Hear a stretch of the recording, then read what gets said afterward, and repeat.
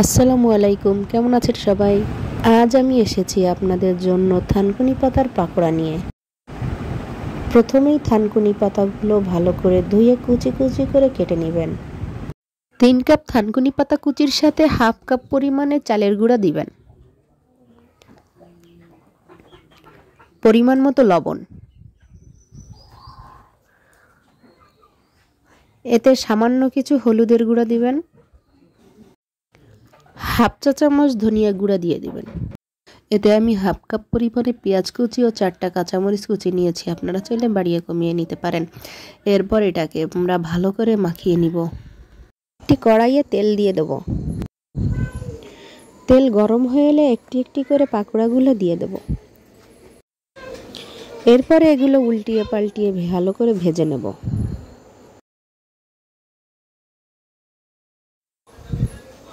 এই যে হয়ে গেল আমার মুচমুচে থানকুনি পাতার পাকোড়া।